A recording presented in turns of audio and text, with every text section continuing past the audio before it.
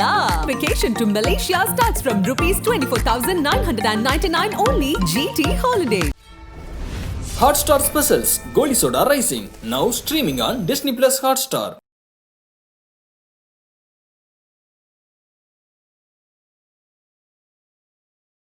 பெரியார் திடலுக்கு போனாரு. பெரியாருடைய நினைவகம் அங்கதான் இருக்கு, அங்க போகாம விட்டாரே. ஒரு சிக்கல் எங்களுக்கு தொடர்ச்சியாக இருக்கிறது. அவர் செல்லும் இடங்களில் இன்னைக்கு அது ரசிகர்கள் கூட்டமாக இருக்கலாம், இல்ல தோழர்கள் கூட்டமாக இருக்கலாம், ஒரு பெரும்பாலான கூட்டம் வந்துருது. அது சில நேரங்கள் என்ன எடுத்துக்கிட்டீங்கன்னா, நாங்களே பாதுகாப்பு அம்சங்கள் எல்லாம் கருதி சில பேரெல்லாம் நியமிக்க வேண்டிய அவசியம் இருக்கிறது. அவர் சுற்றி அவர் பாதுகாப்புக்கு ஆட்கள் வர வேண்டியது இருக்கு. மெயினா எங்க போகணுமோ அங்க போலி அவரு. அப்ப இதுல என்ன போய் மரியாதை செலுத்திட்டாரு? ஒரு ஊடகத்துக்காக, ஒரு ஊடக வெளிச்சத்துக்காக, அல்லது செய்தி வரணுங்கிறதுக்காக இந்த மாதிரி மரியாதை செலுத்திட்டாரு அப்படிங்கிற பார்வை தானே. அப்படிங்கிற பார்வை நீங்க வச்சீங்கன்னா போக வேண்டிய அவசியமே இல்லையே. விஜய் கேட்டிருக்கணும்ல, இது மாதிரி நம்ம எந்த இடத்துக்கு போறோம், அங்க நம்ம நினைவகத்துக்கு போறோமா இல்ல வெறும் சிலைக்கு மாலை வைக்கணுமா அப்படிங்கிற விஷயத்த விஜய் கேட்கலையா? அதுலயே ஒரு கிளாரிட்டி இல்லாம இருக்கு. இல்லைங்க, இது முதலில் இந்த முடிவை யார் எடுக்கிறா அப்படின்னு ஒரு கேள்வி கேட்டீங்கன்னா நிச்சயமாக தலைவர் தான் எடுக்கிறார். வாழ்த்து சொல்ல மாட்டேங்கிறாரு. இவர் முழுக்க முழுக்க அந்த பெரியார் பாதையிலேயே பயணிக்க போறார் போல இருக்கு. அதாவது தமிழ்நாட்டில் ஒரு சிறு கும்பல், நான் சிறு கும்பல் தான் சொல்வேன், அந்த கும்பலுக்கு பெரியாரை பிடிக்காது. ஒரே ஒரு காரணம் தான், அவர்கள் பார்க்கின்ற பார்வை என்பது பெரியார் கடவுள் மறுப்பு கொள்கையாளர். தமிழக வெற்றி கழகம் தேவையில்லையே, புதுசா எதுவுமே இல்லையே தமிழக வெற்றி கழகத்துல. அப்ப நீங்க தமிழக வெற்றி கழகம் நீட்டை ஆதரிச்சா ஒத்துக்குவீங்களா? தமிழக வெற்றி கழகம் சிஏ ஆதரிச்சா ஒத்துக்குவீங்களா? இல்ல தமிழக வெற்றி கழகம் சமூக நீதியை பேசாம போனா ஒத்துக்குவீங்களா? தாவேக்கா மாநாடு விக்கிரவாண்டியில நடைபெறும் அப்படின்லாம் சொல்லிட்டு இருந்தாங்க. கடைசியா அனுமதியெல்லாம் கொடுத்துட்டாங்க. இது வரைக்கும் எந்த அறிவிப்புமே வரலையே. இல்லைங்க, அதற்கான வாய்ப்புகள் குறைவு தான். அது அக்டோபர்ல நடத்துறாங்களா இல்ல அதற்கு தள்ளி நடத்துறாங்களா? ஜனவரியில நடத்துறாங்களா?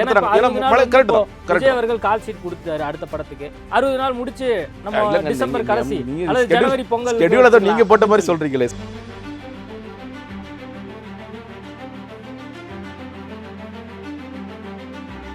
ஐபிசி தமிழ் நேயர்களுக்கு வணக்கம். இன்றைய நேர்காணலில் நம்மோடு இணைந்திருப்பவர் தமிழக வெற்றி கழகத்தினுடைய செய்தி தொடர்பாளர் ஜெகதீஷ் அருண் அவர்கள். வணக்கம் சார். வணக்கம். பெரியார் திடலுக்கு விஜய் போனதான் பேசு பொருளாக மாறி இருக்கு. ஆல்ரெடி தெரியும் அவர் பெரியாரை படிங்க, அம்பேத்கரை படிங்க அப்படின்னு சொல்லி தொடர்ந்து சொல்லிட்டு இருந்தாரு. அவரோட அறிக்கையிலையும் அது வந்துச்சு. திடீர்னு பெரியாருடைய திடலுக்கு போயிருக்காரு. என்ன காரணம்? போன கல்வி திருவிழாவிலேயே மாணவர்கள் யாரை படிக்க வேண்டும் அப்படிங்கிறதுல அம்பேத்கரை படிங்கள், பெரியாரை படிங்கள், காமராஜரை படிங்கள் அப்படிங்கிறது அந்த செய்தி மாணவர்களுக்கான செய்தி மட்டுமல்ல, எங்களுடைய தோழர்களுக்கான செய்தி கூட. நீ அதே நேரத்தில் அதை கட்சி ஆரம்பிக்கிறதுக்கு முன்னாடி இயக்கமாக இருக்கும் பொழுதே நீங்கள் அவர் சொன்ன முதல் நிகழ்வு என்பது அம்பேத்கருடைய பிறந்தநாள் என்று அவருடைய சிலைக்கு மாலை அணிவிங்கள் சொல்லி சொன்னார். அப்புறம் காகிதம் இல்லத்து அவர்களுடைய நினைவு நாளுக்கு போய் மரியாதை செலுத்துங்கள். இந்த மாதிரி தலைவர்களுடைய, அதே மாதிரி அஞ்சலி அம்மாள், இந்த மாதிரி எல்லா தலைவர்களுக்குமான சிலைகளுக்கு மரியாதை செலுத்துங்கள். அதில் இருக்கின்ற பின்புலத்தில் இருக்கிற அரசியல் என்பது இவர்களை பற்றி தெரிந்து கொள்ளுங்கள், படியுங்கள். நீங்கள் அம்பேத்கருக்கு மாலை போட்டுட்டு வர்றதுங்கிறது இல்லை, அம்பேத்கரை படிங்க. தொடர்ச்சியாக அவரும் படிக்கணும் அப்படின்னு நினைக்கிறாரு. பெரியாரை படியுங்கள், காமராஜரை படியுங்கள், இதெல்லாம் படிக்கணும் அப்படிங்கிறத அவர் தொடர்ச்சியாக சொல்லிட்டு வர விஷயம். ஸோ இதில் இப்போ அண்ணா அவர்களுடைய பிறந்தநாள் வரும்போது அவங்களுக்கு வாழ்த்து செய்தி ஒன்று போட்டோம். அவங்க அறிஞர் அண்ணாவுடைய ஆட்சி தான் இன்றும் நடந்து கொண்டிருக்கிறது அப்படிங்கிற நம்ம எல்லாருக்கும் தெரியும். அதே மாதிரி அடுத்ததாக பெரியார் அவர்களுடைய பிறந்த நாளுக்கு நம்ம வாழ்த்து சொல்லணும் அப்படின்னு சொல்லும்போது, அந்த வாழ்த்து சொல்லும் பொழுது மிக முக்கியமாக நம்ம கொள்கை தலைவராக வைத்திருப்பவர்களில் பெரியார் அவர்களுக்கு மிக முக்கியமான ஒரு இடம் இருக்கின்றது. அது ஏன்னா இன்றைக்கும் இந்த தமிழக மண் அப்படின்னு சொன்ன உடனே எல்லாரும் சொல்கிறது லேண்ட் ஃபார் சோசியல் ஜஸ்டிஸ், சமூக நீதிக்கான மண் அப்படிங்கிறதான் அதற்கான அர்த்தமாக பார்க்கிறார்கள். அந்த சமூக நீதியை, சமத்துவத்தை, சம உரிமையை, பெண் விடுதலையை, பெண் உரிமையை பேசுகின்றவர் பெரியார் அவர்கள். அந்த பெரியார் அவர்களுக்கான நம்ம ஒரு செய்தி மட்டும் சொல்லாமல் கூடவே சேர்ந்து அவர் அதிகமாக இருந்த இடம், இன்னும் சொல்லப்போனால் அவருடைய வழித்தோன்றர்களும் இன்னும் அவரை தொடர்கின்ற இடமாக அந்த திடலுக்கு போய்விட்டு அவருக்கு மரியாதை செலுத்த வேண்டும் அப்படிங்கிற ஒரு இடத்திற்கு நகர்கிறார். அது தொடர்ந்து நம்ம போய் நேற்று அவர் மரியாதை செலுத்திட்டு வந்தார். ஏன் பெரியாரினுடைய அந்த பிறந்தநாள் அன்னைக்கு பெரியார் திடல் போகணும், அதுவும் நானே போகணும் அப்படிங்கிற ஒரு முடிவுங்கிறது மற்ற தலைவருக்கெல்லாம் அப்படி முடிவு எடுக்கல, ஆனால் இதுக்கு முடிவு எடுக்கிறாருன்னா என்ன காரணம்? இல்லைங்க, எல்லா இடங்களுக்குமே போகணுங்கிறதா இவருடைய ஆசை. அதாவது நீங்கள் ஒவ்வொரு முறையும் நீங்கள் பொதுச் செயலாளர் அவர்கள் செல்வதோ இல்லை ஒவ்வொரு இடத்துல இருக்கிற மாவட்ட தலைமை செல்வதோ என்பதும் கிட்டத்தட்ட தமிழக வெற்றி கழகம் செய்ய வேண்டிய விஷயம். தமிழக வெற்றி கழகம் சொல்லும்போது அவர் சார்பாகத்தான் எல்லா இடங்களும் செய்கிறோம் அப்படிங்கிறது பார்க்கும். முன்னாடி சில நிகழ்வுகளில் அவர் வேற வேலைகள், சினிமா ஷூட்டிங்கில் பிஸியாக இருந்தார், அந்த மாதிரியான காரணங்களாம் இருந்தது. இன்னைக்கு பெரியார் அவர்களுடைய பிறந்த நாள் வரும்பொழுது அவர் அவருக்கு நேரம் இருக்கிறது. ஒன்று, இன்னைக்கு உங்களுக்கு கொஞ்சம் கொஞ்சமாக அரசியலை நோக்கி நகர்ந்து கொண்டிருக்கிறார். இன்னைக்கு மாநாட்டிற்கான தீவிரமான பணிகளை பார்க்கின்றார், அது பார்க்கிறோம்.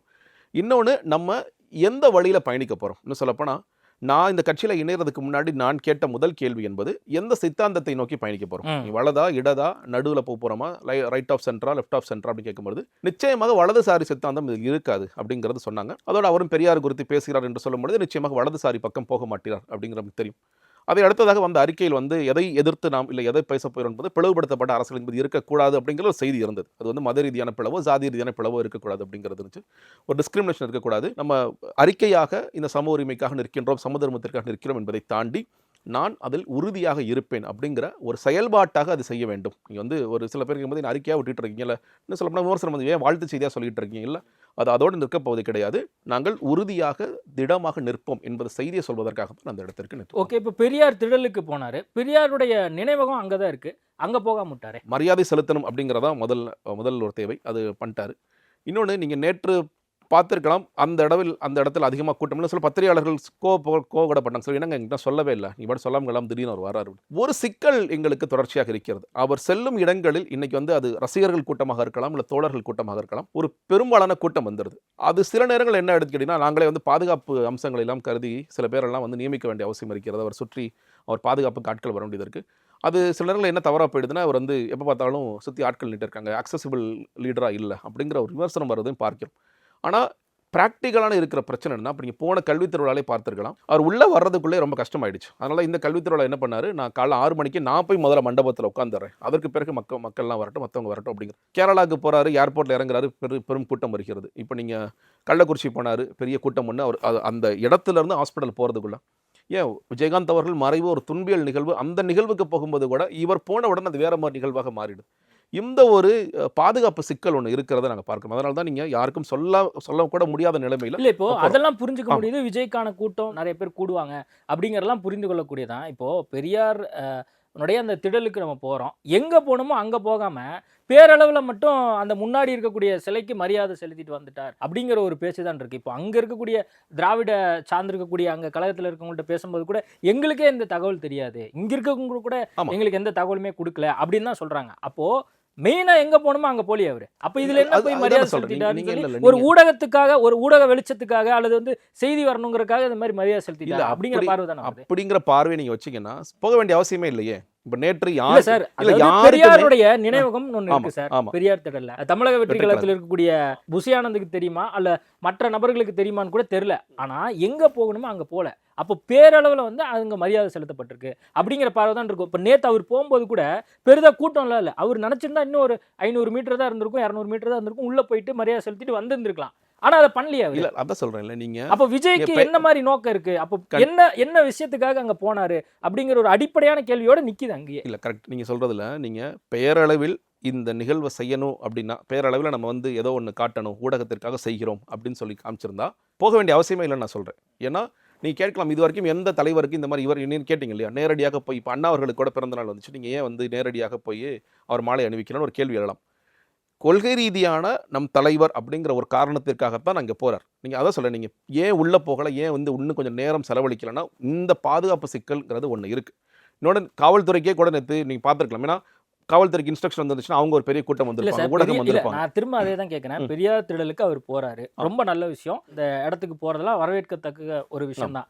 ஆனா இப்போ விஜய் வந்து கேட்டிருக்கணும்ல, இது மாதிரி நம்ம எந்த இடத்துக்கு போறோம், அங்க நம்ம வந்து நினைவகத்துக்கு போறோமா இல்லை வெறும் சிலைக்கு மாலை வைக்கணுமா அப்படிங்கிற விஷயத்த வந்து விஜய் கேட்கலையா, அல்லது இவங்களுக்கு அந்த விஷயம் தெரியாமல் போய் வெறுமனை வந்து அந்த சிலைக்கு மட்டும் மாலை அணிவிச்சுட்டு வந்துட்டாங்களா அப்படிங்கிற இத்தனை ஒரு பல்வேறு கேள்விகள் இருக்கு. அதுலேயே ஒரு கிளாரிட்டி இல்லாமல் இருக்கு. இல்லைங்க, இது முதலில் இந்த முடிவை யார் எடுக்கிறா அப்படின்னு ஒரு கேள்வி கேட்டிங்கன்னா நிச்சயமாக தலைவர் தான் எடுக்கிறார். இந்த நம்ம வந்து பெரியார் அவர்களுக்கு ட்விட்டரில் ஒரு பதிவு போட்டிருக்கோம், அதை தாண்டி நேரடியாக நான் போகணும். இப்போ நீங்கள் ஒன்றும் இல்லை, கள்ளக்குறிச்சி வந்து சில பேர் சுற்றிருப்பார்கள், வேண்டாம் போக வேண்டாம், இதே பாதுகாப்பு சிக்கல் தான், வேற ஒன்றும் காரணம் இல்லை.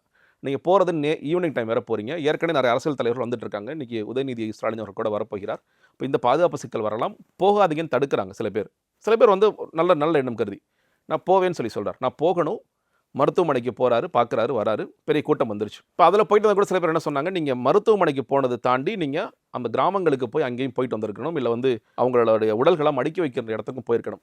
கண்டிப்பாக போகணும் தான். ஆனால் இந்த சிக்கல் ஒன்று இருக்குது. நீங்கள் எல்லா இடத்துக்கு போகும்போதும் செய்திகள் தொடர்ச்சியாக பரவிட்டே இருக்குது. நீங்கள் பெரியார் திடலுக்கு வந்து விட்டார் அப்படின்னு சொல்லும்போது, நீங்கள் திடலுக்கு வந்துட்டார்னு உடனடியாக நியூஸ் எல்லாருக்கும் பரவுது, அவர் வந்துட்டார் அவர் வந்து வந்துட்டார் போது கூட்டம் சேர்ற ஒரு சிக்கல் வருது.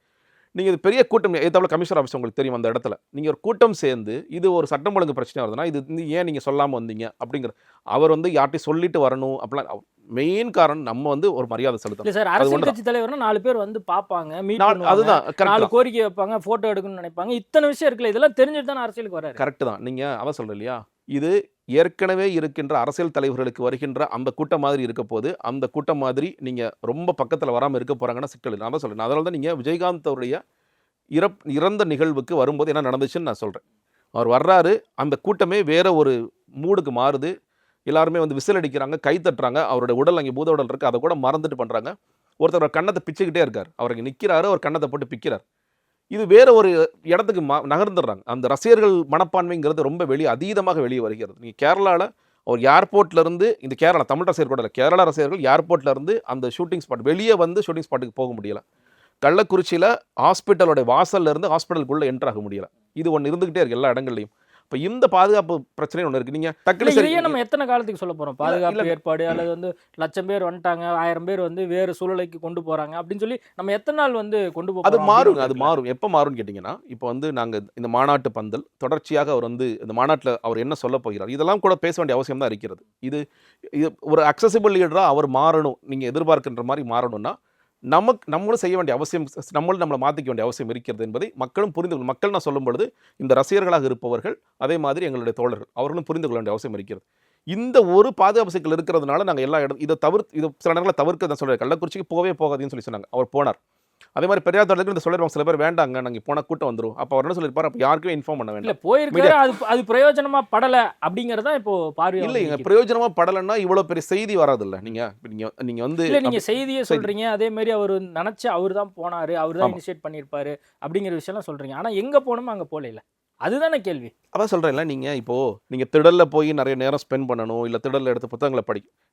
நம்ம எந்த வழி நிற்கிறோம் அப்படிங்கிற செய்தி முக்கியம்னு நான் பார்க்குறார். நீங்கள் எதற்காக நிற்கிறோம், யாருக்காக நிற்கிறோம், யார் பின்னால் நிற்கிறோம், இந்த தமிழக மக்கள் நம்மை குறித்து என்ன நினைக்கிறார்கள்ங்கிற அந்த பாதையில் நிற்கிறோமா இல்லை வேறு பாதையில் நிற்கிறோமா. இன்னும் சொல்லப்போனால் நேற்று அவர் போன உடனே அவருக்கான ஆதரவு குரல்கள் எங்கிருந்து வருகின்றன, அவருக்கான எதிர்குரல்கள் எங்கிருந்து வருகின்றன. இப்போ நீங்கள் போன உடனே தமிழிசை அவர்கள் என்ன சொல்கிறாங்க, திராவிட சாயத்தை எடுத்து பூசிக்கொள்கிறார் ஒரு கமெண்ட் வைக்கிறாங்க. அதே நேரத்தில் திருமாவளவன் அவர்கள் அதை வரவேற்று பேசுகிறார், செல்வ பிறந்தவர்கள் வரவேற்று பேசுகிறார். நீங்கள் ஏன் அவங்க வரவேற்று பேசுகிறாங்கன்னா, தமிழக மக்கள் எந்த பக்கம் நிற்கிறாங்களோ அந்த பக்கத்தில் விஜய் அவர்கள் நிற்கிறார் அப்படிங்கிறது அவர்கள் சொல்கின்ற செய்தி. அந்த செய்தியில் நாங்கள் சரியாக இருக்கோமா, அந்த பாதையில் நாங்கள் சரியாக இருக்கோமா, அந்த பாதையில் நாங்கள் சரியாக இருக்கோம்னு நினைக்கிறேன். அதான் நீங்கள் எப்படிலாம் சொல்கிறீங்க, தவறான ரூட்டை வந்து விஜய் அவர்கள் தேர்ந்தெடுத்துக்காரு அப்படின்னு சொல்லி இயக்குனர் மோகன்ஜி சொல்கிறாரு. விநாயகர் சதுர்த்திக்கெல்லாம் வாழ்த்து சொல்ல மாட்டேங்கிறாரு, இவர் முழுக்க அந்த பெரியார் பாதையிலேயே வந்து பயணிக்க போகிறார் போல இருக்கு. அதாவது சொல்கிறாங்க, தமிழ்நாட்டில் ஒரு சிறு கும்பல், நான் சிறு கும்பல் தான் சொல்லுவேன், அந்த கும்பலுக்கு பெரியாரை பிடிக்காது. ஒரே ஒரு காரணம் தான், அவர்கள் பார்க்கின்ற பார்வை என்பது பெரியார் கடவுள் மறுப்பு கொள்கையாளர், பெரியார் ஒரு நாத்திகவாதி, அந்த ஒரு பார்வையில் இருந்து மட்டும் தான் பார்க்குறாங்க.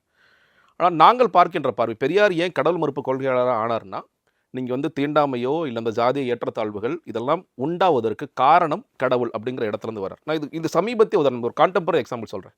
நான் வந்து ஒரு 2 வருடத்திற்கு முன்னாடி இந்த கயிறு பிரச்சனை வந்துச்சு இல்லையா, அந்த சிவப்பு கயிறு பச்சை கயிறு பிரச்சனை வந்துச்சு, அந்த கயிறெல்லாம் அறுத்தாங்கல்ல, அந்த நேரத்தில் நான் பொன்பரப்பியில் இருக்கேன். பொன்பரப்பி உங்களுக்கு கலவரெல்லாம் தெரிஞ்சிருக்கும், எலெக்ஷன் நேரத்தில் அந்த பானை சின்னத்தெல்லாம் உடைச்ச சம்பவம்லாம் தெரியும். அந்த அந்த இருக்கிற பள்ளிக்கூடத்தில் நான் அப்பயும் சில பசங்க கயிறு கட்டிகிட்டு இருக்காங்க. நான் 2-3 பசங்களுக்கு எப்படிப்பா அவங்க ஸ்கூல்லலாம் அறுக்காம வச்சிருக்கேன் சார், நான் மறைச்சி வச்சிருக்கேன், யாருக்கும் தெரியாமல் வச்சிருக்கேன் அப்படிங்கும்போது, இது என்ன கயிறுடான்னு கேட்குறேன். இது வந்து சாமி கயிறு சார் அப்படின்னு சொல்லி சொல்கிறோம். யார் உனக்கு சாமி கயிறுன்னு சொன்னான்னு கேட்டால், எங்கள் அப்பா அம்மா சாமி கயிறுன்னு சொன்னாங்க. நீங்கள் ஒரு ஜாதி கயிறு தான் அவங்க வீட்டில் சாமி கயிறுன்னு சொல்லி அனுப்பிச்சு வைக்கிறாங்க. ஸோ நீங்கள் வந்து இதுதான் பெரியார் அவர்கள் எதிர்த்தார். நீங்கள் அதற்கான தேவை இன்று வரை இருக்கிறதா என்று கேட்டால் நிச்சயமாக இன்று வரை இருக்கிறது. பெரும்பாலான மக்கள் இருப்பது அவருடைய நாத்திக சிந்தனையை ஏற்றுக்கொள்கிறார்களா அல்லது இந்த சமூக நீதி சமத்துவ கொள்கையை ஏற்றுக்கொள்கிறார்கள், இதை ஏற்றுக்கொள்கிறார்கள். அவருடைய பெண் விடுதலைக்கான தேவை இன்று இருக்கிறதா, ஆமாம். ஏற்றத்தாழ்வு அவர் பார்க்கக்கூடாது சொன்னால் அதுக்கான தேவை இருக்கிறதா, இன்றும் அந்த தேவை இருக்கிறது. இல்லை சார், அந்த வழி நம்ம இல்லை புரியுது. அதாவது சமூக நீதி மற்ற பெரியார் வந்து சொல்லக்கூடிய விஷயங்கள்லாம் ஒரு சில விஷயத்த வந்து விஜய் ஏற்றுக்கொள்கிறார் அப்படின்னு நம்ம புரிஞ்சுக்கலாம். ஏன்னா அவருக்கு விஜய் அவர்கள் கடவுள் நம்பிக்கை இருக்கு, அது நம்ம என்ன தேவையோ அதை மட்டும் எடுத்துக்கலாம். ஆனால் இப்போ தமிழிசை சொல்ற மாதிரியா இருக்கட்டும், அல்லது மற்ற தலைவர்கள் வந்து பெரியார் திடலுக்கு போகும்போது வரவேற்கிறாங்க அப்படின்னா, பெரியார் வழியில திராவிட வழியில தான் வந்து விஜய் அவர்கள் பயணிக்க போறாரா? அதுல பெரியார் முக்கியமானவர். நீங்கள் பெரியாரும் இருக்கிறார், அம்பேத்கரும் இருக்கார், காமராஜரும் இருக்கார், காயிதே மில்லத்தும் இருக்கிறார், காந்தியும் இருக்கார், எல்லாருமே இருக்காங்க. ஏன்னா நமக்கு இப்போ நம்ம மாதிரி புதிய கட்சிகளுக்கு நம்முடைய தலைவர்கள் யாரும் இல்லை. அப்போ இந்த ஆதர்சன தலைவர்களை நாம் கொள்கை தலைவர்களாக ஏற்றுக்கொள்கின்றோம். அதில் மிக முக்கியமான இடத்தில் பெரியார் இல்ல நிற்கிறார். இப்ப பெரியாருக்கு இப்ப வாழ்த்து தெரிவிக்கிறாரு. ஆமா. அதெல்லாம் வந்து நல்ல விஷயம் தான். இப்போ சீமான் அவர்கள் என்ன தெரிவிக்கிறார், வேலு நாச்சியார் ஏதாவது பர்த்டே வருது, தமிழர் சார்ந்திருக்கக்கூடிய பல்வேறு தலைவர்கள் இருக்காங்க, இவர் வந்து மாலை அணிவிக்கணும், அங்கேயே வந்து மாலை அணிவிக்கிறதுக்கு போகணும் அப்படிங்கிற விஷயத்தெல்லாம் வந்து சீமான் பண்ணுவாங்க. அவர்கள் ஒவ்வொன்றா சொல்றாரு. நிச்சயமா செய்யும். நீங்க அதனால தான் முதல்ல சொன்னேன். நீங்க இப்போ எனக்கு தெரிஞ்ச அஞ்சலை அம்மாள் அவருடைய சிலைக்கு மரியாதை செலுத்துவது சீமான் அவர்களும் செய்கிறாருன்னு நினைக்கிறேன். இப்போ நாங்களும் செய்கிறோம். தமிழக வெற்றி கழகம் செய்து காகித மில்லத் அதே மாதிரி. நீங்க எல்லா தலைவர்களுக்கும் தலைவர் போகாட்டியும் தமிழக வெற்றி கழகம் சார்பாக போனாருன்னா அவங்க யாரோ எங்கள் தலைவர்கிட்ட சொல்லாமல் அவங்களா போய் விஷயம் செய்கிறதில்ல. அவருடைய அறிவுறுத்தலின் பேர் அம்பேத்கர் சிலையில் ஆரம்பித்து ஒவ்வொருவரிடமும் அவருடைய அறிவுறுத்தலின் பேர் தான் செய்கின்றோம். வாய்ப்பு கிடைக்கும் பொழுது நிச்சயமாக இவரை களத்திற்கு வருவார். சில நேரங்கள் இவர் முடியாத போது பொதுச்செயலாளர்கள் அந்த விஷயத்தை செய்வோம். அண்ணா பிறந்த நாளுக்கு பொதுச்செயலாளர் வந்து நாகப்பட்டினத்தில் போய் அண்ணா சிலைக்கு மரியாதை செலுத்துகிறார். அவரை தொடர்ந்து எல்லா மாவட்டத்தில் இருக்கிற மாவட்ட தலைமையில் இருக்கிறவங்க அண்ணா சிலைக்கு மரியாதை செலுத்துறாங்க. இப்போ நேற்று தலைவர் திடலில் செய்த மாதிரி எல்லா ஊர்களிலும் அந்தந்த ஊர்களில் இருக்கிற பெரியார் சிலைகளுக்கு போய் மாலை அணிவிச்சிட்டு வராங்க. இப்போ இவர் ஒரு உதாரணமாக இருக்கும்போது அதை பின்பற்றுறாங்க. இவர் செய்ய முடியாத நேரத்திலும் அது செய்யப்பட்டு கொண்டு தான் இருக்கிறது. எல்லோருக்குமே செய்யணும், அதில் எங்களுக்கு மாற்று கருத்தில். இவரை நாங்கள் விட்டுறணும், அவர் விடக்கூடாது.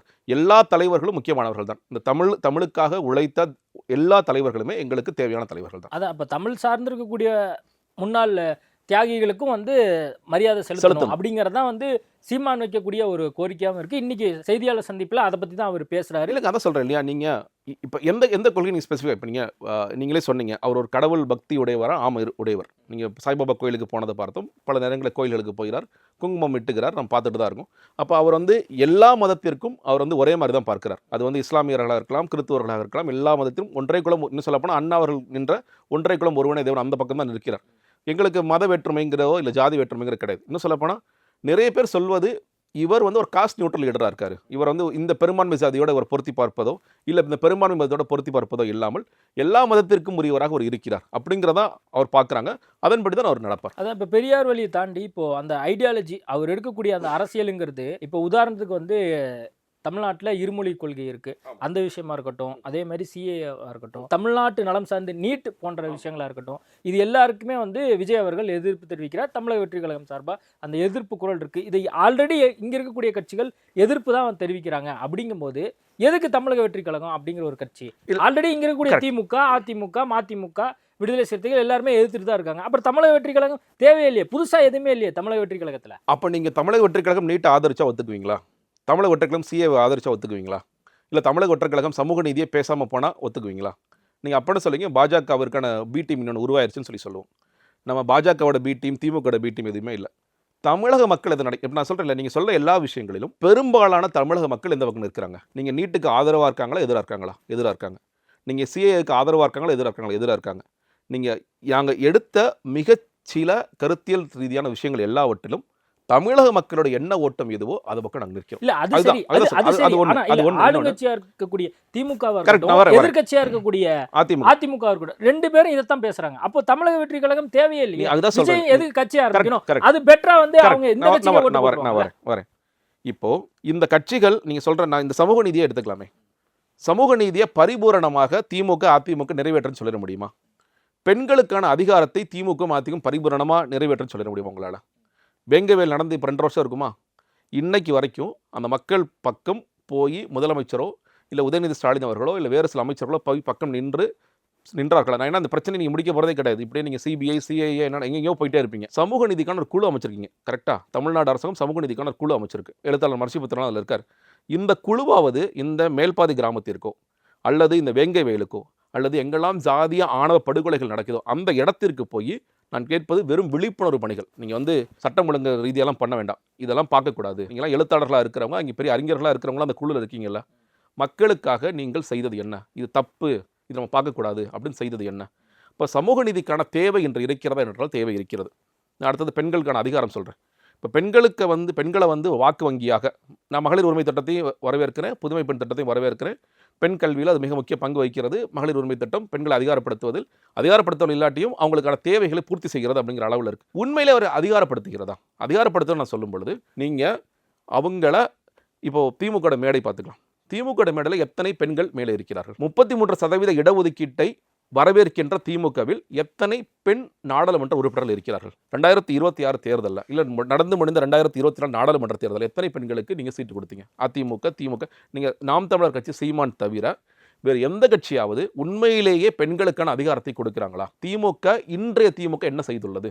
அப்படிங்கிறது என்னுடைய கேள்வி. அப்ப உண்மையான சமூக நீதி நான் பேசுறது, சொல்றேன். உண்மையான நான் இது அடுத்த பெண்களுக்கான கேள்வி. முக்கியத்துவம் அடுத்த கொடுக்கறது தாவக தேவை. நான் தாவக்க வந்து கொடுக்கிறதுன்னு நான் சொல்றேன். இப்போ நீங்க அந்த கொடியேற்ற நிகழ்வுல பார்த்திருப்பீங்க. இன்னைக்கு வந்து அது ரொம்ப சின்ன நிகழ்வு. ஏன்னா அதுக்கு சில கட்டுப்பாடுகளா இருந்த காரணத்தினால ஒரு 300 பேர் இங்க வந்தாங்கன்னா நீங்க அதிகமான பெண்கள், இவர்கள் எல்லாம் மாவட்ட தலைமையில் முக்கிய பொறுப்புகளை வகிக்கக்கூடிய பெண்கள். மார்ச் 8ஆம் தேதி மகளிர் தினத்திற்கு நம்ம வந்து ஒரு உறுப்பினர் சேர்க்கைக்கான ஒரு எக்ஸ்க்ளூசிவ் டீம் அறிவிக்கிறோம். அந்த அந்த இதை தலைமை தாங்குவோர் பெண்களாக இருக்கிறார்கள். நீங்கள் வந்து முதல் வரிசையில் இந்த கொடியேற்ற நிகழ்வில் அந்த 5 பேர் இருந்தாங்க.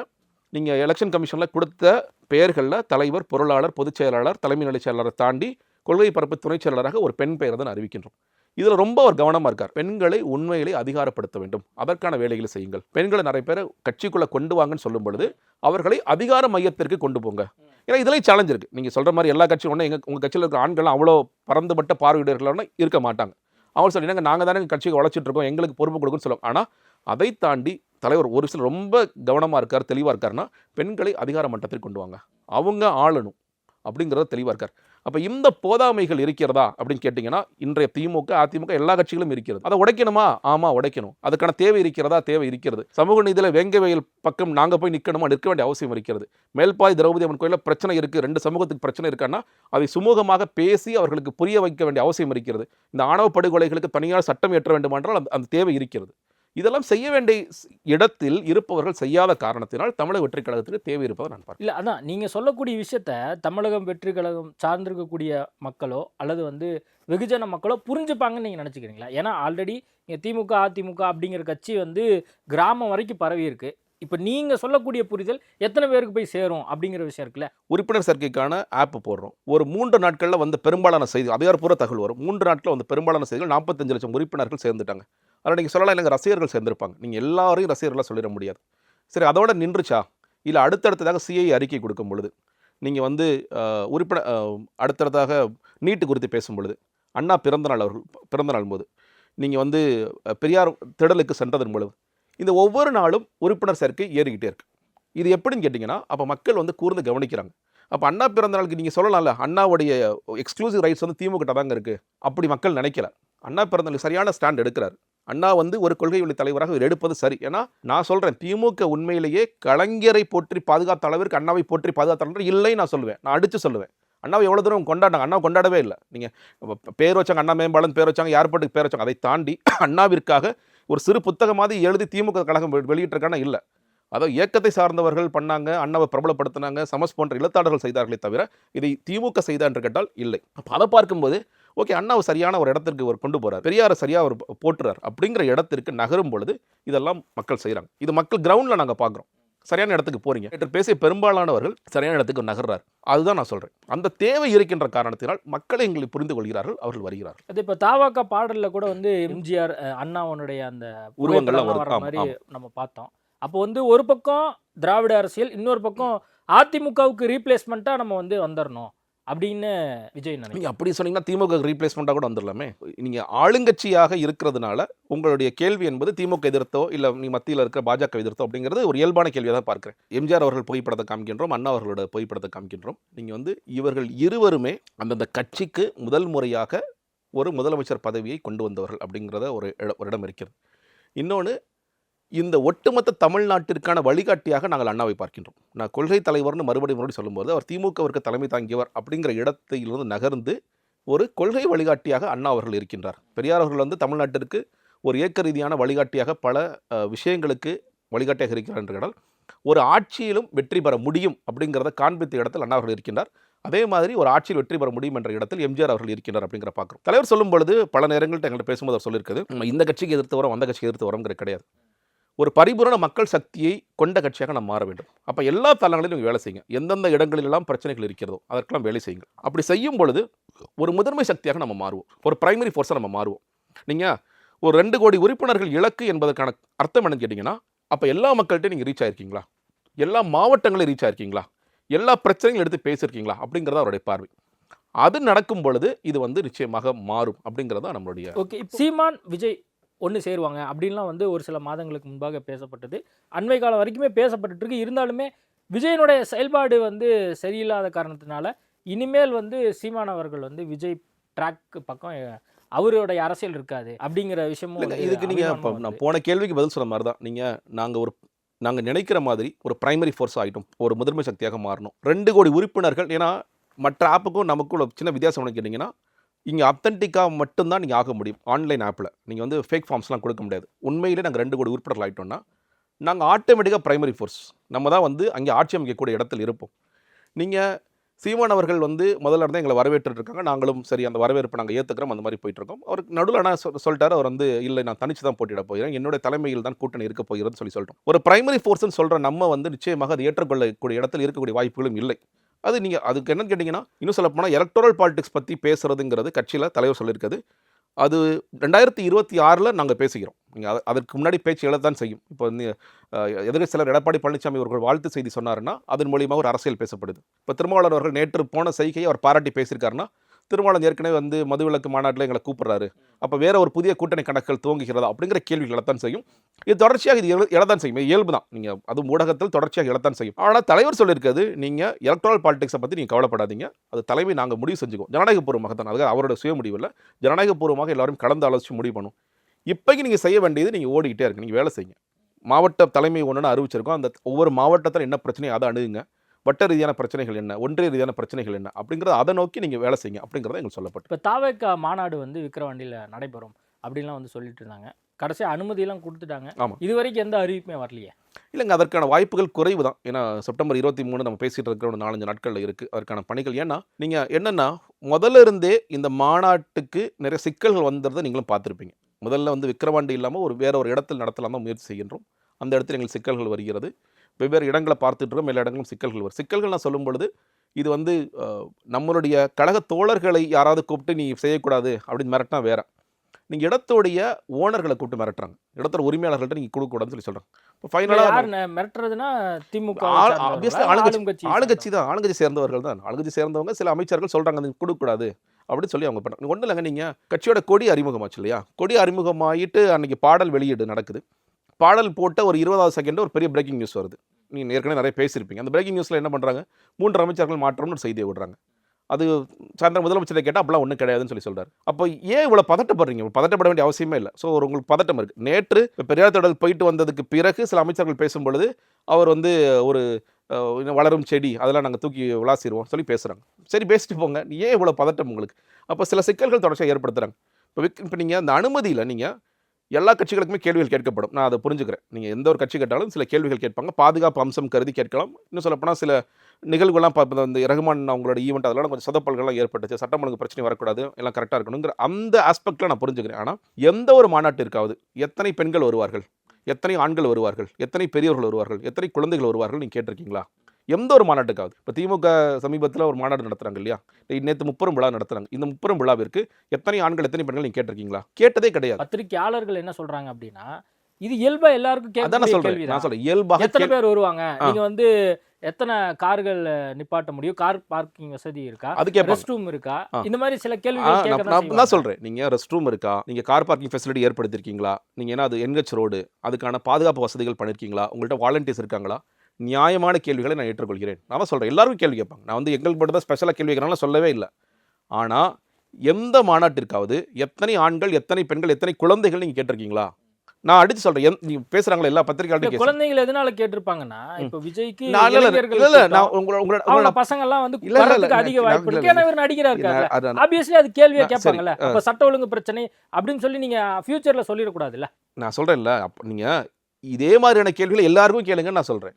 ஏன் எங்கள்கிட்ட மட்டும் கேட்குறீங்க? ஏன்னா இப்பதான் சார் இவர் நடிகரா இருந்து ஒரு தலைவரா மாறாரு. அப்போ உதயநிதிக்கும் கேளுங்க. உதயநிதி நடிகராக இருந்தால் அரசியலுக்குள்ள வந்தாரு. அவர் இளைஞர் அணி மாநாடு நடத்துறாருல, அவர் ஒரு நடிகர் தானே. அந்த நடிகர்கிட்ட கேள்வி கேட்டிருக்கணும். நம்ம யதார்த்தத்தை பேசுவோம். உதயநிதி ஸ்டாலின் இருக்காரு, விஜய் இருக்காரு, குழந்தைங்களும் இருக்காங்க. யார்கிட்ட போட்டோ எடுத்துக்கணும்னு விருப்பப்படுவாங்க? விஜய்கிட்ட தானே. நீங்க ஒரு திமுக கேட்டீங்கன்னா உதயநிதி தான் போட்டோ எடுத்துக்கணும். அதற்காக நீங்க அதான் சொல்றேன்ல, நீங்க இந்த இடத்துக்கு குழந்தைகளே வரமாட்டாங்க, இந்த இடத்துக்கு பெண்களே வரமாட்டாங்க. இப்போ நீங்க சொல்ல போனா இளைஞர் அணி மாநாடு கரெக்டா அவங்க நடத்துனது சேலத்துல, அந்த காவால பாட்டெல்லாம் போட்டு டான்ஸ் ஆடினாங்கல்ல, அந்த மாநாட்டிற்கு இளைஞர்களும் பெண்களும் வருவாங்கன்னு தானே அவங்களோட எதிர்பார்ப்பா இருக்கும். அப்போ அந்த இடத்துக்கு எத்தனை இளைஞர்கள் ஆண்கள் வருவாங்க, எத்தனை பெண்கள் வருவாங்க, எத்தனை மாணவர்கள் வருவாங்க நீங்க கேள்வி கேட்டிருக்கணும்ல. அது முதியோர், அது வந்து எல்லா பொதுமக்களுக்கான மாநாடு அல்ல, இளைஞர் அணி மாநாடு. இளைஞர் அணி மாநாடு இளைஞர்களை கூட்டிட்டு தான் வருவாங்க. அப்போ அந்த நீங்கள் கேள்வியே கேட்கலையே, அதுதான் நான் சொல்கிறேன். அந்த கேள்விகளை நீங்கள் கேட்டிருந்து ஓகே நாங்கள் திமுக நாங்கள் கேட்போம். இது நான் சொல்லலைங்க. இப்போ நீங்கள் அமைச்சர் முன்னாள் அமைச்சராக அதிமுகவில் இருந்த செல்லூர் ராஜு சொல்கிறாரு, இன்னொரு அமைச்சர் சொல்கிறார். என்ன சொல்கிறாங்க, நாங்களே எத்தனையோ மாநாடு நடத்தியிருக்கோம், நாங்களும் ஆட்சி பொறுப்பில் இருந்திருக்கோம், இந்த மாதிரியான கேள்விகள் நாங்களும் கேட்டதில்லை, எங்களுக்கும் கேட்கப்பட்டதில்லைன்னு சொல்கிறாரு. நான் தான் சொல்கிறேன், நீங்கள் ஒட்டுமொத்தமாக கேள்வி கேட்பாங்க. இல்லை, இப்போ கேள்வி கேட்டாச்சு, கட்டுப்பாடுகள் விதிப்பாங்க. இல்லை, கேள்வி கேட்டாச்சு, அனுமதியும் கொடுத்தாச்சு, இதுக்கு மேலே என்ன பிரச்சனை? எல்லாமே முடிவு கரெக்ட். நீங்கள் சொல்கிறதுல ஒரு சிக்கல் என்னன்னு கேட்டிங்கன்னா, இப்போது இந்த எங்களுக்கான வசதி என்கிறது ஒரு பக்கம் திடல் மாநாட்டு பந்தல், இன்னொரு பக்கம் வந்து பார்க்கிங் ஃபெசிலிட்டின்னு ஒன்று இருக்குது, அது NH ரோடு. அவங்க கேட்குறதுல ஒரு கேள்வி என்னென்னா, நீங்கள் பார்க்கிங்கை வந்து ஆப்போசிட்டில் பண்ணாதீங்க. இது நான் பாதுகாப்புக்கிறதே சொல்கிறாங்க, நான் ஏற்றுக்கிறேன். நீங்கள் வந்து போலீஸ்க்கு வந்து NH ரோடு விபத்துகள் எதுவும் ஏற்பட்டு விடக்கூடாதுங்கிற பாதுகாப்பு.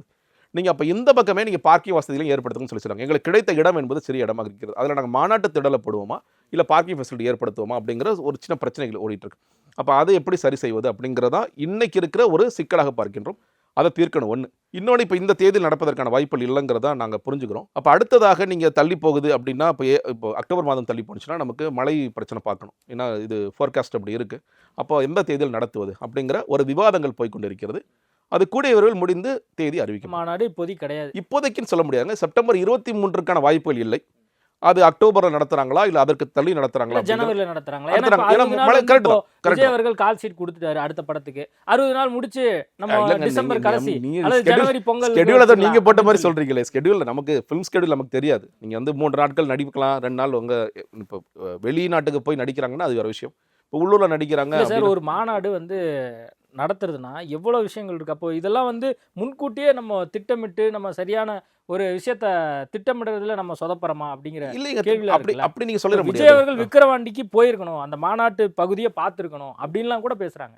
விஜய் அந்த இடத்தை தேர்வு பண்ண இடத்துக்கு அவரு விஜயகாந்த் எல்லாம் வந்து ஃபர்ஸ்ட் மாநாடு நடத்தும்போது அவர் இடத்துக்கு போனாரு அப்படின்லாம் சொல்றாங்க. எல்லா இப்போ நீங்க நடந்த மக்கள் இயக்கமாக நடந்த நிகழ்வுகளாகட்டும், அவருடைய பிறந்த நாள் விழாவாகட்டும், நீங்கள் முதலாக நாகப்பட்டினத்தில் அவர் மீனவர்களுக்காக பேசிய விஷயமாகட்டும், பாண்டிச்சேரியில் பேசிய ஒரு பெரிய கூட்டமாக இருக்கலாம், இது எல்லாவற்றையும் ஆர்கனைஸ் பண்ணது யாருன்னு கேட்டிங்கன்னா பொதுச் செயலாளராக இன்று இருக்கின்ற புஷி ஆனந்த் அவர்கள் தான். அவர் பெரிய ஆர்கனைசர். அவர் வந்து அவர்கிட்ட ஒரு வேலையை கொடுத்தீங்கன்னா ரொம்ப சிறப்பாக செய்வார். புஷி ஆனந்த் மாதிரி எத்தனை பேர் இருக்காங்க? நீங்கள் அவருக்கு பின்னாடி ஒரு பெரிய கூட்டம் இருக்குது. நீங்கள் நீங்கள் ஒரு மாவட்டத்துக்கு போனார்னா எவ்வளோ பெரிய கூட்டம் வருதுன்னு நீங்கள் பார்க்குறீங்க. இப்போ அங்கே இருக்கின்ற விழுப்புரம், விக்கிரவாண்டி, சுற்றுப்புறத்தில் இருக்கிற எல்லா மாவட்ட நிர்வாகிகளும் சேர்ந்து நீங்கள் லெட்டர் கொடுக்க போகும்போது ஒரு 4-5 பேர் போனாங்க பார்த்தோம். அன்றைக்கி உடனடியாக அந்த டிஎஸ்பி வந்தார். டிஎஸ்பி வந்து ஆய்வு செஞ்சார்னு பார்த்தோம். அது ஒரு இடத்தெல்லாம் காமிச்சார். அப்போது பொதுச் செயலாளர் அந்த இடத்தை பார்த்து இந்த இடத்தில் இது தேர்வு செய்யணும், இந்த இடத்துல இது பண்ணணும், இந்த இடத்துல பார்க்கிங் பண்ண போகிறோம், இந்த இடத்துல மேடை போட போகிறோம்னு சொல்லிட்டு தான் வர்றாரு. அதனால் நீங்கள் இவரே தலைவரே எல்லாவற்றுக்கும் போகணுமான்னு கேட்டிங்கன்னா இல்லை. எந்த கட்சி விஜயகாந்த்லாம் வந்து மாநாடு நடக்குது அப்படின்னா அவர் போவார் அப்படின்னு சொல்கிறாங்க. அது மட்டும் இல்லாமல் திமுக சார்ந்து இருக்கக்கூடிய ஏதாவது ஒரு பெரிய மாநாடு நடக்குதுன்னா அப்போ வந்து முக்கிய அமைச்சர்கள் போவாங்க, தலைவர்கள் போவாங்க. எப்போ இது முதல் மாநாடு. புஷி ஆனந்த் மட்டும் போய் பார்த்துட்டு ஓகே அப்படின்னு சொன்னா போதுமா? விஜய் அவர்கள் காலையில ஒரு 4 மணிக்கு எந்திச்சு போனா என்ன? நீங்க சொல்றதுல இந்த தலைவர்கள் எப்போ போய் பார்ப்பாங்கன்னா, மாநாட்டு பந்தல்லாம் ரெடியான பிறகு 2 நாள் மாநாடு நடக்குது, எல்லா வேலைகளும் சரியாக போய்கொண்டிருக்கிறதா செக் பண்றதுக்கு போவாங்க. மாநாட்டு இடம் பார்க்கறதுக்கே தலைவர் நான் பார்த்ததில்லை. மாநாட்டு இதுக்கே இடம் தலைவரோ பொதுச் செயலாளரோ அந்த இடத்துல போய் அந்தந்த மாவட்ட நிர்வாகிகள் பார்த்து கடிதம் எல்லாம் கொடுத்து இந்த மாநாட்டு ஓரளவுக்கு ரெடி பண்ணிவிட்டு அந்த பந்தல்காரர் வேலைகள்லாம் முடித்த போது ஓகே இதெல்லாம் கரெக்டாக இருக்கா, இல்லை எந்த சொதப்பலும் இல்லை, இன்னைக்கு காலைல கரெக்டாக எல்லாருக்கும் சாப்பாடு வந்துருமா, பார்க்கிங் ஃபெசிலிட்டி கரெக்டாக இருக்கா, டாய்லெட் ஃபெசிலிட்டி கரெக்டாக இருக்கான்னு ஆய்வு செய்கிறதுக்கு போவாங்க. அந்த ஆய்வு செய்கிற இடத்துல நிச்சயமாக தலைவர் போவார். அவர் போகாமல் எப்படி? அவர் நிச்சயமாக போவார். ஆனால் நீங்கள் இந்த விமர்சனம் என்பது நீங்கள் எல்லாத்துக்கும் அவரே போகணும். ஏன் போகணும்னு நான் கேட்குறேன். ஏன் அவரே போகணும்? விஜய்க்கு அடுத்த நிலையில் இருக்கக்கூடிய புஷி ஆனந்த் தான் எல்லாத்தையும் முடிவு பண்றாருன்னா, ஒரு புஷி ஆனந்த் வந்து எல்லா தமிழ்நாடு ஃபுல்லா இருக்கக்கூடிய எல்லா விஷயத்தையும் ஆர்கனைஸ் பண்ண முடியுமா? கல யதார்த்தத்தில் அப்படி வந்து எப்படி சாத்தியப்படும்? இப்போ சாத்தியமில்லை. தூத்துக்குடியோ அல்லது திருச்சியோ மதுரையோ அங்க இருக்கக்கூடிய மாவட்ட செயலர்கள் வந்து யாரு அப்படிங்கிறது யாருக்குமே தெரியல. சென்னையில இருக்காங்க, சென்னையில ஒரு 2-3 பேர் கொஞ்சம் பிரபலமானனால அவங்க பேர் தெரியும். மற்ற மாவட்டத்தில் இருக்கக்கூடிய மாவட்ட செயலர் பேர் கேட்டா யாருக்குமே தெரிய மாட்டேங்குது. எல்லா இடத்துக்குமே புஷி ஆனந்த் நாங்க அறிவிக்கவே இல்லை. அறிவிச்சாதானே உங்களுக்கு தெரியும். நீங்க மாவட்ட தலைமை அப்படிங்கிற இடத்துல கட்சியில உள்ளுக்குள்ள இருக்கிறவங்களுக்கு தெரியும். கட்சியில இருக்கிறவங்களுக்கு இந்த மாவட்ட தலைமையில இவர் இருக்காங்கன்னு தெரியும். மாவட்ட செயலர் எல்லாவற்றையும் அறிவிக்கும் இடமாக நீங்கள் மாநாட்டிற்கு பிறகு ஒவ்வொன்றா அறிவிக்கலாங்கிறதா எங்களுடைய பிளான். அதுக்கு பிறகு ஏன்னா ஒன்று நீங்கள் இந்த இயக்கத்திலிருந்து வந்தவர்களுக்கும் இடம் இருக்கிறது, இயக்கத்தை தாண்டி உள்ள வர்ற மற்ற பிற கட்சியிலிருந்து வருபவர்கள் அவர்களுக்கும் இடம் இருக்கிறது. அப்போ 2 பேரையும் நீ காம்ப்ரமைஸ் பண்ணி அதெல்லாம் அறிவிக்க வேண்டிய அவசியம் இருக்கிறது. அதுக்காக ஹோல்ட் பண்ணுறாங்க. அது நிச்சயமாக அறிவிப்பாங்க. அந்த தடம் வந்து டீசர் ட்ரெய்லர் விடுற மாதிரி அப்பப்போ டீசரை விட்டுட்டே இருக்காங்க அப்படிங்கிற குற்றச்சாட்டையும் வைக்கிறாங்க. இல்லைங்க, அதானுங்க நீங்கள் டீசர் ட்ரெய்லர் அப்படின்னு நீங்கள் தொடர்ச்சியான நீங்கள் செயல்பாடுகள் என்பது நாங்கள் ஃபஸ்ட்டே சொல்லிட்டோம். இந்த நாடாளுமன்ற தேர்தல் முடிந்த பிறகு தேர்தல் ஆணையத்தால் நாங்கள் பதிவு செய்யப்பட்ட பிறகு எங்களோட செயல்பாடுகள் இருக்குன்னு சொல்லி சொன்னோம். அதில் முதல் செயல்பாடாக இந்த மக்கள் சந்திப்பான மாநாடு இருக்கு. மக்கள் சந்திப்பு வந்து வார்த்தை தான் பயன்படும். மாநாடு தேதி வந்து 23 அப்படின்லாம் ஊடகங்கள்ல வந்துச்சு. ஆமா. அனுமதியும் கொடுத்துட்டாங்க. இப்போ இந்த மாநாடு இப்ப நடக்குமா நடக்காதா? இல்லங்க, நீங்க அதோட சேர்த்து தேதி இந்த இடத்துல நடக்க போகுது அப்படின்னு சொன்னா முடிஞ்சதே. இது இன்னும் 1 மாசம் 1.5 மாசம் தள்ளி போட்டு நான் தான் சொல்றேன், அதுக்கான வாய்ப்புகள் இல்ல. கவனத்துக்காகவே பண்ற மாதிரி இல்ல, இருக்கு. செப்டம்பர் 23க்கான வாய்ப்புகள் என்ன பொறுத்த வரைக்கும் இல்ல. ஏன்னா நீங்க ஒரு சொன்னதுல இந்த 21 கேள்வி 23 இல்ல, அக்டோபர் 2 வாய்ப்பு இல்ல, அக்டோபர் 15 வாய்ப்பு இருக்கா? அது தலைமை தான் நீங்க வந்தாங்க எல்லா விஷயங்களையும் பார்க்கணும். நீங்க 21 கேள்விகள் வந்தது. அந்த கேள்விகளை நாங்கள் பதில் கொடுத்தோமா? அதற்கு பிறகு காவல்துறை என்ன பண்ணாங்க? 33 கண்டிஷன் கொடுத்துருக்காங்க. இந்த 33 கண்டிஷனையும் ஏற்றுக்கொண்டு நீங்கள் மாநாடு நடத்தலாம், நடத்துங்கள். அவங்க என்ன சொல்கிறாங்க? 50,000 சேர் தான் போடணும், 50,000க்கு மேலே சேர் போடக்கூடாது. உங்களுக்கு தெரியும் இவருக்கான நீங்கள் சில ரசிகர்கள் எவ்வளோ பேர் வருவாங்க, இளைஞர்கள் எவ்வளோ பேர் வருவாங்க, பெண்கள் எவ்வளோ பேர் வருவாங்கிறது தெரியும். அப்போ 50,000 சேருக்கு மேலே போட்டால் நாங்கள் அந்த இது பொறுப்பை ஏற்றுக்க மாட்டோம்னு சொல்லி சொல்கிறாங்க. அப்போ நாளைக்கு நான் வந்து கரெக்டாக ஒருத்தராக கவுண்ட் பண்ணி ஒருத்தராக சீல் போட்டால் நான் கொடுக்க முடியும். நீங்கள் இன்னொன்று, ஒவ்வொரு மாவட்டத்திலேருந்து கிளம்புறவங்க லோக்கல் போலீஸ் ஸ்டேஷன் போயிட்டு உங்களோட பெயர்களை கொடுத்துட்டு வாங்கன்னு சொல்லி சொல்கிறாங்க. இது என்னைக்காவது யாருக்காவது நடந்திருக்கா? ஒவ்வொரு ஊர்லேருந்து கிளம்புது நான் சொல்கிறேன். எல்லா கட்சிக்காரன்ட்டையும் நான் கேட்குறேன், எந்த கட்சிக்காரர்களுக்காவது நீங்கள் சொன்னீங்கல்ல எல்லா கட்சிக்காரங்களும் கேள்வி கேட்பாங்கன்ட்டு. இப்போ திமுகவோட இப்போ முப்பெரும் விழாவில் வெவ்வேறு எந்தெந்த மாவட்டத்திலேருந்து கிளம்புறாங்களோ அந்தந்த மாவட்டத்தில் இருக்க காவல் நிலையத்தில் போய் உங்களோட பெயர்களை கொடுத்துட்டு வாங்கன்னு சொல்லி சொன்னீங்கன்னா யாராவது கட்சிக்காரங்க கேட்பாங்களா? இது என்ன முட்டாள்தனமான ஒரு செய்யவே மாட்டாங்க, கேள்வி கேட்க மாட்டாங்க. ஆனால் எங்களுக்கு அந்த மாதிரி வருது. அப்போ எதுக்கு சொல்கிறாங்கன்னா, ஒட்டுமொத்தமாக இந்த கூட்டத்தை ரெஸ்ட்ரிக்ட் பண்ணணும்னு அவங்க முயற்சி பண்ணுறாங்க. அப்போ அதுக்கு நாங்கள் எப்படி ஈல்டாக முடியும்? நீங்கள் அதனால தான் இப்போ நீங்கள் ஏன் வந்து செப்டம்பர் 23 நடக்குதுன்னா இந்த கண்டிஷன்ஸை ஏற்றுக்கிட்டு நீங்கள் நடத்துங்கன்னா நீங்கள் அடுத்து எங்கே வருவீங்க? இது மாநாடே இல்லைங்க, இது பொதுக்கூட்டம் போட்டிருக்கீங்கன்னு சொல்லி சொல்லுவீங்க. நாங்கள் உண்மையான ஒரு மாநாடு நடத்த வேண்டும் என்று பார்க்கிறோம். அதற்காக நாங்கள் சரியான ஏற்பாடுகளை செஞ்சுட்டு இருக்கோம். ஓகே, எப்போ மாநாடு தேதி அறிவிக்கப்படும் சொல்லி எல்லாரும் காத்திருக்கோம். நேர்காணல் கொடுத்ததுக்கு மிக்க நன்றி. Hola! Vacation to Malaysia starts from ₹24,999 only. GT Holiday. Hotstar Specials Goli Soda Rising, now streaming on Disney Plus Hotstar.